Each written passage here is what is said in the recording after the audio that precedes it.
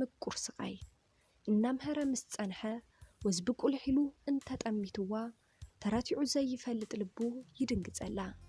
ስርሑ ዘንኪዑ ዓይኑ ኸይነቐለ ተኺሉ ብምጥማት ዝተሰበረ ልቡ ኽጽግን ዋላኳ ድሌቱን ተነበረ ሙያዊ ስነ ምግባሩ ስለ ዘገድዶ ግን ብስምዒት ሓቀኛ ፍቕሪ ንዝተጎድአ መንፈሱ ብሓይሊ እናዓበደ ከከም ኩነታቱ ምምሃሩ ይቕጽል ማዕጾ ልቡ ኸፊታ ኣብ ዙፋኑ ንኽትነግስ ንፈለማ ግዘ ዝሓርያ ጓል ሔዋን ንሳ ጥራሕ እያ ኣደይ ማርያም ኢደን ተሓጺበን ኩሕል ስዕል ዝወዓልኣ እያ ትመስል ካብ መልክዓ ጠባያ ካብ ጠባያ መልክዓ ኩሉ ዝተዋሃባ ጽብቕቲ እንክስሕቕ ከላ ብርሕቐት ጐሊሆም ዝረአዩ ጸባ ዝመስሎ ስናና ማግኔታዊ ስሕበት ከም ዘለዎም ኣዝዮም ይማርኹኻ ናይ ዓይና ነገር እሞ ዘይምልዓል ይሓይሽ ክትጥምታን ክትጥምተካን እንተተገጣጢንካ ምድረ ሰማይ ተሓዋዊሱ ንጾታ ዓለም ዝበጽሐ እዩ ዝመስለካ ማግዳ ኣብ ኮሌጅ ቅድስተ ማርያም ውቕሮ ናይ ቀዳማይ ዓመት ናይ ICT ተምሃሪት እያ ናብ ትምህርቲ ቀዲማ ናይ ምምጻእ ባህሪ ዋላ እኳ እንተነበራ ብቐሊሉ ሕቶ ፍቕሪ ከቕርበላ ግን ኣይከኣለን ኣብ ኩሉ መዳይ ጉዕዞ ህይወቱ ልበሙሉእ ምዃኑ ዝእመነሉን ዝዝረበሉን ወዲ 25 ዓመት መንእሰይ ዝኾነ ናይ ማግዳ መምህር ኣብ ዝበፂሑ ልቡ ሸለው እንትትብል ግን ፍቕሪ ክንደየናይ ዘንበርክኽ ሓይሊ ከም ዘለዎ ንኽትርዳእ በሪ ኸፍተልካ ብዓይኒ ዝጀመረ ፍቕሪ ሱርና ሰደደ ኣብ ልቡ ስለ ዝተስፋሕፈሐ ዝሓስቦን ዝዛረቦን ኩሉ ነገር ብዛዕባ ማግዳ ኾነ እቲ ብፍቕራ ኣዝዩ ዝተጎድአ መምህር እዝራ ብሕሱም ፍቕራ ድቃስ ለይተስኢኑ እናተገላበጠ ከም ዘይሓደረ ኣብ ክፍሊ ኣዕርዩ ኽጥምታ ኸሎ ዕግበተ ኣእምሮ ብምርካብ መንፈሱ ይረዊ ብሰንኪ ፍቕራ ዝበጽሖ ፈተና ከም ሕማም ሕርሲ ንድሕሪት ገዲፉ መመሊሱ እናጠመተ ፍቕሩ ብምስትምቓር ንማግዳ ዘየስዕኖ ኣምላኽ አንቃዕሪሩ የመስግን ከም መጠን መምህራ ኣዝያ ተኽብሮ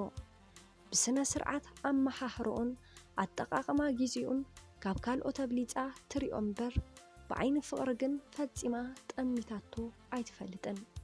ብዛዕባ ፍቕሪ ሓሲባ እውን ኣይትፈልጥን ድሌታ ተማሂራ ዝሓሰበቶ ንኽትበጽሕ ጥራዩ ተምሃሪት ማግዳ ነዊሕ ራእይ ዘለዋ ድሌታ ንዘይምስባር ኢሉ ኣብ ልቡ ዝሰፈነ ሓያል ቃንዛን ሓረርታን ብጽንዓት ተሸኪሙ ፍቕሩ ካብ ምግላጽ ዘይምግላጽ መረጸ ንሳ ንርእሳ ትግደስ ንሱ ግን ካብ ንርእሱ ንኣኣ ይጭነቕ ኣብ ልዕሊኣ ሓቀኛ ፍቕሪ ዝወለዶ ምጽሪ ዘይኮነ ሓልዮት እናንጸባረቐ ምቁር ዝኾነ ናይ ፍቕሪ ስቓይ የስተማቕር ሓደ እዋን ብናይ ባዕላ ናይ ኣከዳድና ስታይል ተመላኺዓ ንብሕታ ቀዲማ ኣብ ዝመጻትሉ ግዘ ክነግራለኒ ዝብል ድፍረት ሰኒቑ ድሕሪ ዝተወሰነ ግዘ ናብቲ ንሳ ዘለትሉ ናይ ኮምፒተር ክፍሊ ኣምርሐ ማኪ ከመይ ውዒልኪ ትኺሉ እናጠመታ ቲቸር ደሓንዶ ፍሽኽ ብማል ፍሽኽተኣ ረኺብዎ ንዝነበረ ድፍረት ሓይልን ማይ ስለ ዘእትወሉ መሊሱ ዝዛረቦ ሓሳብ ሲኢኑ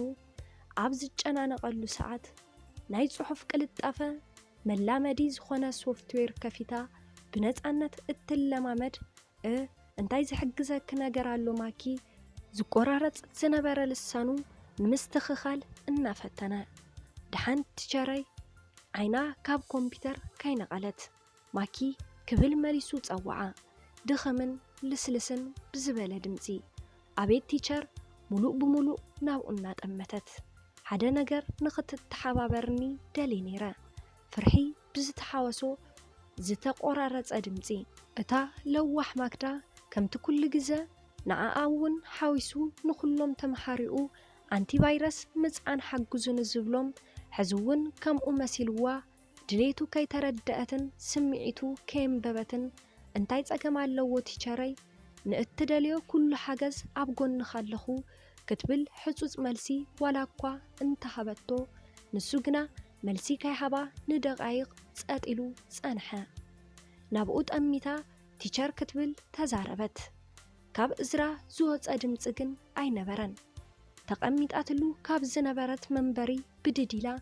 እንታይ ዝተፈጠረ ጸገም ኣሎ ድዩ ክትብል ሓተተቶ ይቅርታ ማኪ ጸገም የለን ድምፁ እናተቆራረጸ ሓገዝ ሕቶኻ ደኣ ኣብ ምንታይ መሰረት ዝገበረዩ ፍቓደኛ እንተኾይንክ ደኣ ቁፅሪ ሞባይልኪ ኣዝየ ደልየ ነይረ ማክዳ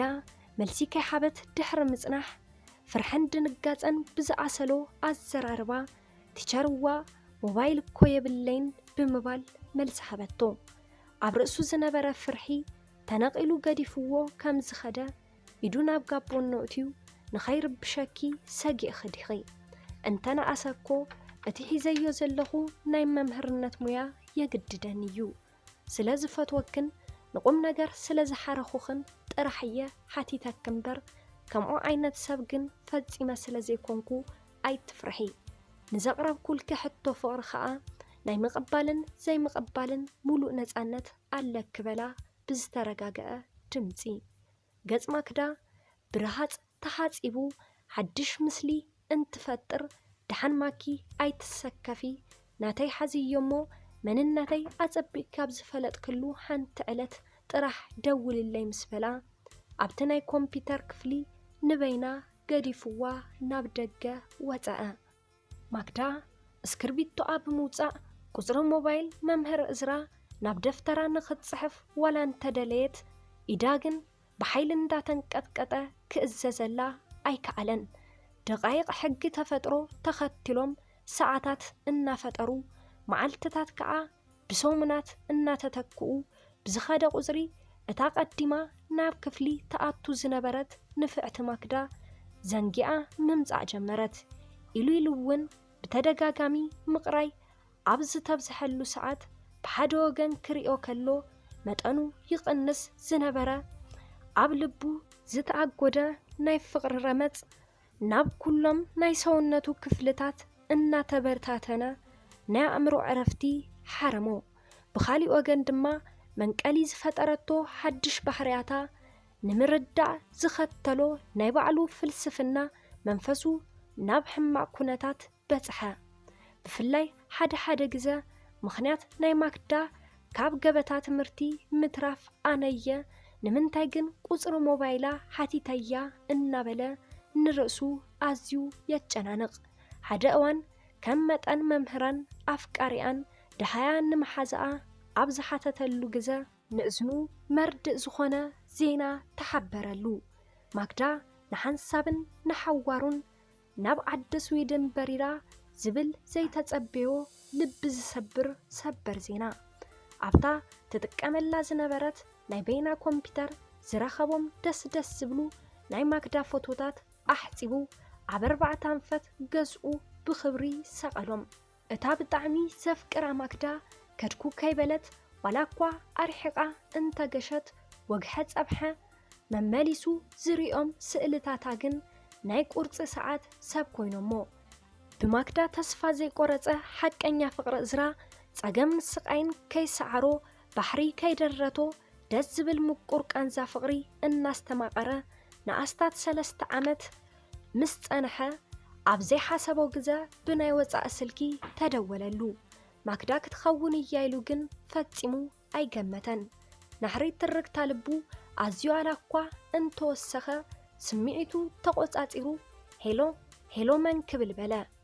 ቲቸር ይቅርታ ቲቸር ማክዳ እየ በለቶ ማክዳ እታ ኣነ ዘፍቅራ ማክዳ ፈጺመ ይኣምንን በለ ናይ ዘይምድዋለይ ምኽንያት ናይ ባዕሉ ዝኾነ ወድዓዊ ጸገምን መልስን ዋላ እንተሃለዎ ኣዝየ ግን ይቅርታ ክሓተካ ይደሊ በለቶ ይቕሬታ ምሕታት ግን ንምንታይ ኣርሊክ በላ ድሓን ቲቸረይ ከመይ ግን ኣለኻ በለቶ ፍቕርኺ እናስተማቐርኩ እነብር ብዘይካ ናትክ ናፍቆትን ፍቕርን ኣምላኽ ይመስገን በላ ኣብ መንጎኦም ዘየድሊ ጸጥታ እንትሰፍን ቲቸረይ ኣብ ቀረባ እዋን ናብ ኢትዮጵያ ዝመጽእ ሰብ ስለ ዝረኸብኩ ላፕቶፕ ሊኢኸልካ ኣለኹ በለቶ ስለ ዝተገደስክለይ ኣዝየ ዘምስግነኪ እንተኾነ ግና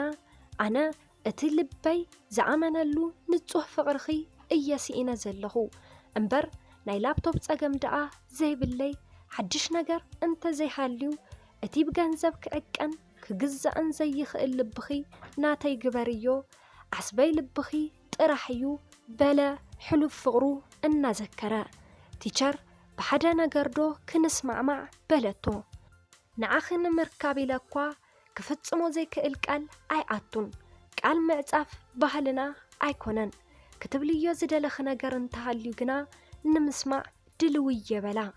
ኣነ እውን ብጣዕሚ እየ ዘፍቅረካ ስለዝኾነ ኣብ ስዊድን ንምንታይ ሓቢርና ዘይንነብር በለቶ ምቁር ስቃይ እናስተማቐርኩ ብተስፋ ዝነብር ዘለኹ ምኽንያት እኮ ሓቢርና ንምንባር ስለዝደልዩ ግና ንምንታይ ስዊድን መሪጽኪ ኣብ ኢትዮጵያ ሓቢርና ዘይንነብር በላ ቲቸር ንምንታይ ኣብ ኢትዮጵያ ተጸጊምና ንነብር ስዊድን እኮ እንትትብል እምበኣርከ